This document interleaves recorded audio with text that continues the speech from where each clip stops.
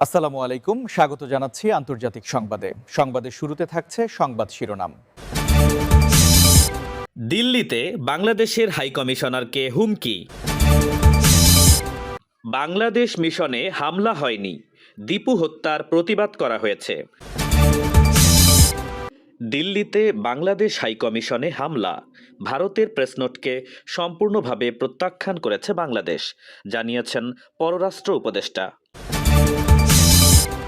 দীপু চন্দ্র দাসকে পুড়িয়ে হত্যা, ধর্ম অবমাননার প্রমাণ পায়নি র্যাব। ময়মনসিংহে দীপু চন্দ্রকে হত্যার ঘটনায় আরও দুজন গ্রেপ্তার। শুনছিলেন সংবাদ শিরোনাম, এবার জানিয়ে দিব বিস্তারিত। দিল্লিতে বাংলাদেশের হাইকমিশনারকে হুমকি।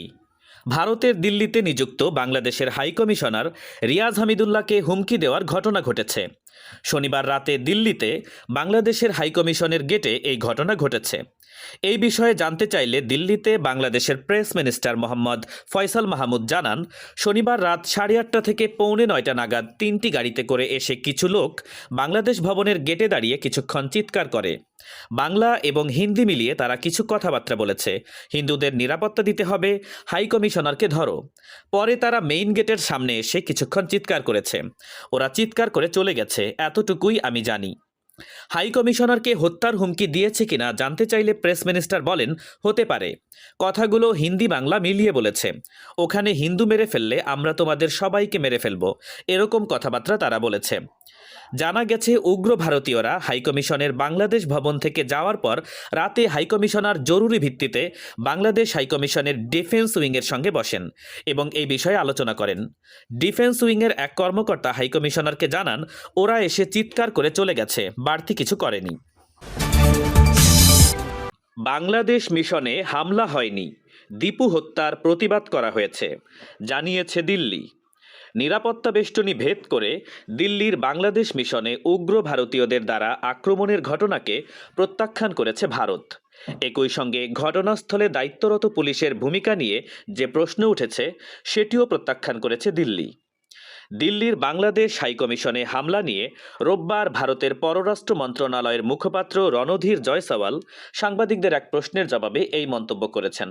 তিনি বলেছেন, ঘটনাটি নিয়ে বাংলাদেশের কিছু গণমাধ্যমে বিভ্রান্তিকর প্রচারণা লক্ষ্য করা গেছে।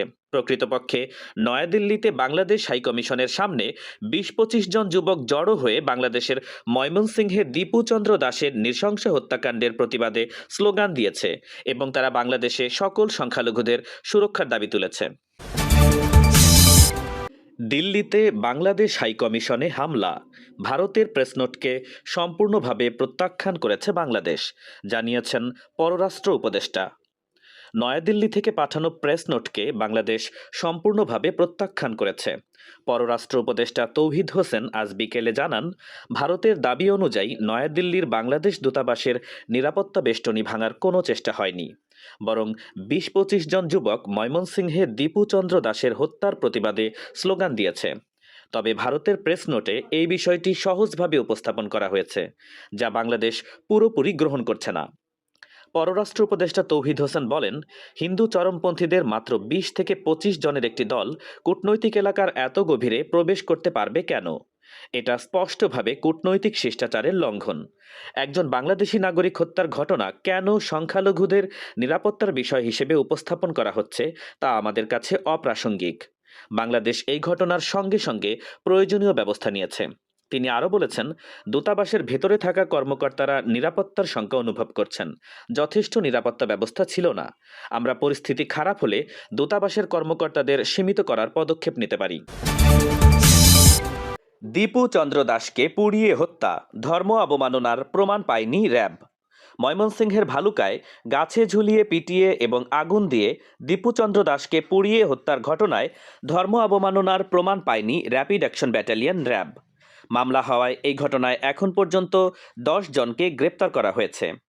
র্যাব অধিনায়ক বলেছেন, ধর্ম অবমাননার বিষয়টি খুবই অস্পষ্ট। তিনি কি বলেছেন, কাকে বলেছেন, এটি খোঁজার চেষ্টা করলেও কেউ এটি বলতে পারেনি। কারো সঙ্গে পূর্বশত্রুতা ছিল কিনা সেটিও আমরা তদন্ত করে দেখব। ঘটনার সূত্রপাত কার সঙ্গে হয়েছে সেটি শনাক্ত করা যায়নি। আমরা জানতে পেরেছি, কাজ করার সময় ফ্লোরেই বাকবিতণ্ডা শুরু হয় এবং তাকে কোনোভাবেই আর কারখানার ভেতরে রাখা যাচ্ছিল না। ভিডিও ফুটেজ দেখে আমরা আসামিদেরকে ধরেছি। কী কারণে ঘটনা ঘটেছে সেটি উদ্ঘাটন এবং জড়িত সবাইকে ধরতে আমরা চেষ্টা চালাচ্ছি। আসামিদের রিমান্ডে নিয়ে জিজ্ঞাসাবাদ করলে অনেক তথ্য বেরিয়ে আসবে। বৃহস্পতিবার রাতে ময়মনসিংহের ভালুকায় মহানবী হজরত মোহাম্মদ সাল্লাল্লাহু আলাইহি ওয়াসাল্লাম সম্পর্কে কটূক্তির অভিযোগে দীপুচন্দ্র দাসকে পিটিয়ে হত্যার পর তার লাশে অগ্নিসংযোগ করা হয়। এই ঘটনায় ঢাকা ময়মনসিংহ মহাসড়ক প্রায় 2 ঘন্টা অবরোধ করে রাখা হয়। পরে পুলিশ গিয়ে পরিস্থিতি নিয়ন্ত্রণ করে অর্ধপোড়া লাশ ময়নাতদন্তের জন্য ময়মনসিংহ মেডিকেল কলেজ হাসপাতালের মর্গে পাঠায়। ময়মনসিংহে দীপুচন্দ্রকে হত্যার ঘটনায় আরও 2 জন গ্রেপ্তার। ময়মনসিংহের ভালুকায় দীপুচন্দ্র দাস নামের এক যুবককে পিটিয়ে হত্যার ঘটনায় আরও 2 জনকে গ্রেপ্তার করা হয়েছে। এ নিয়ে র্যাব পুলিশের পৃথক অভিযানে এখন পর্যন্ত মোট 12 জনকে গ্রেপ্তার করা হয়েছে। রোববার দুপুরে জেলা গোয়েন্দা পুলিশের কার্যালয় থেকে পাঠানো এক সংবাদ বিজ্ঞপ্তিতে এই তথ্য জানানো হয়েছে। ময়মনসিংহ র্যাব 14 সদর দপ্তরের অধিনায়ক নাইমুল হাসান জানিয়েছেন, ধর্ম নিয়ে কটূক্তির অভিযোগে দীপুচন্দ্র দাসকে দেশীয় অস্ত্র দিয়ে আঘাত করা সহ কিল ঘুষির মাধ্যমে পিটিয়ে হত্যা করা হয়। এতেও ক্ষান্ত না হয়ে তারা মরদেহে আগুন ধরিয়ে দেয়। দীপুচন্দ্র দাসের বিরুদ্ধে ধর্ম নিয়ে কটূক্তির যে অভিযোগ তোলা হয়েছে তার কোনো প্রমাণ পাওয়া যায়নি। কারো সঙ্গে কথার সময় কিংবা সামাজিক যোগাযোগ মাধ্যমে ধর্ম নিয়ে কটূক্তি করা হয়েছে কিনা সেটি সুনির্দিষ্টভাবে কেউ জানাতে পারছে না। আইন নিজের হাতে তুলে নিয়ে অপরাধ করা হয়েছে। পরে পুলিশ ঘটনাস্থলে গিয়ে মরদেহ উদ্ধার করে ময়নাতদন্তের জন্য ময়মনসিংহ মেডিকেল কলেজ হাসপাতালের মর্গে পাঠায়। এই ঘটনায় নিহতের ছোট ভাই অপুচন্দ্র দাস ভালুকা মডেল থানায় বাদী হয়ে 150 জনকে অজ্ঞাত পরিচয় আসামি করে মামলা করেছেন। নিহত দীপুচন্দ্র দাস জেলার তারাকান্দা উপজেলার মোকামিয়াকান্দা গ্রামের রবিচন্দ্র দাসের ছেলে।